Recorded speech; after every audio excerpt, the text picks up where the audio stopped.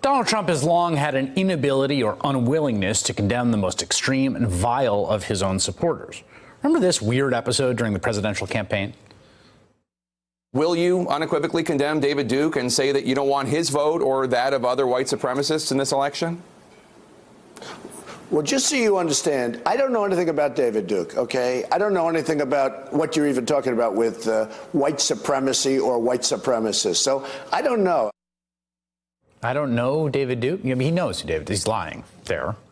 Donald Trump's reticence to curb extremism and hatefulness among his followers has continued into his time in the White House. For example, infamously, his dismissal of neo-Nazis in Charlottesville in 2017 and his claims that counter-protesters were somehow equivalent. You had a group on one side that was bad, and you had a group on the other side that was also very violent. I think there's blame on both sides, and I have no doubt about it, and you don't have any doubt about it either. You also had people that were very fine people on both sides. Both sides. Now, that reluctance, that wink, wink, nudge, nudge way of dealing with Nazis and white supremacists, it now appears to be official U.S. government policy, as the Trump administration yesterday declined to sign on to a multinational effort led by New Zealand to fight online extremism.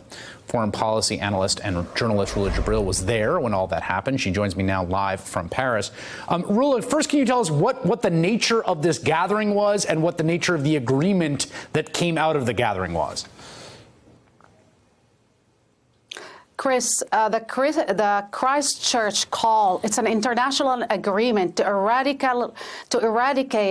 online terror, extremism, any anti-Semitic content, and anti-Muslim content, anti-minority content, anything that can lead to extremist and basically terror attacks, as we've seen in New Zealand, in Quebec, even in the United States, in synagogues.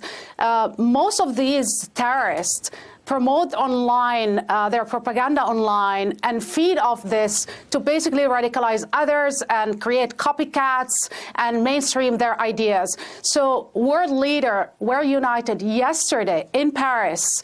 Every G7 state, every world leader was here, and they agreed that we need to force the platforms to comply with certain regulation in order to shut down certain extremist voices in order to prevent other terrorist attacks. The only country that basically, in the name of free speech or protecting free speech, or what I call in this case protecting hate speech, they reject to endorse this kind of agreement. And it was shocking. I was in the room. I was invited by French Minister Cédric O, who asked me actually to speak about the impact of radicalization online and the murder that is taking place because of these.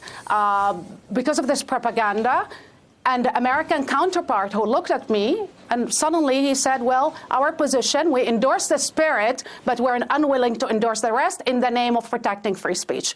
Everybody was shocked. Everybody jaw dropped, basically, because it was clear the president of the United States, who refused to disavow his supporters, and some of them are very violent, who shut down programs, counter extremist program in America and counter domestic terrorism in America. Now he is making it official to the rest of the world. He's unwilling to fight hate and terror online. The argument from the White House, and I want you to address it, because obviously the U.S. does have a different speech regime than many of the European countries. In many European countries, in Germany, for example, use of a swastika is actually illegal. That's not the case in the United States. The First Amendment is much more expansive than speech regimes there. Is there a good faith argument that this is a preservation of the First Amendment?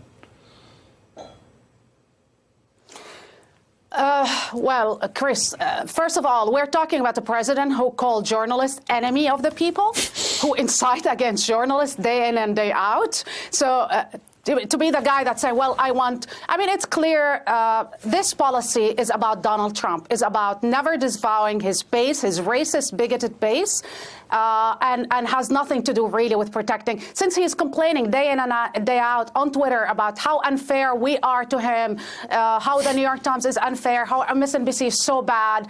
And then he goes in these international arenas and then basically say, well, no, we believe that you should allow to say everything. While he's tweeting that most journalists shouldn't Right. allow to question or even challenge his policies. So it's preposterous, actually. It's ridiculous. This is a cynical, transactional policy whereby he decides that his voters matter more than national security, matter more than people's lives. People are being killed, are being butchered because of online content, and we have to regulate. The Canadians were very clear where they want to go. They will over-regulate, probably. The French, also the Prime Minister of New Zealand.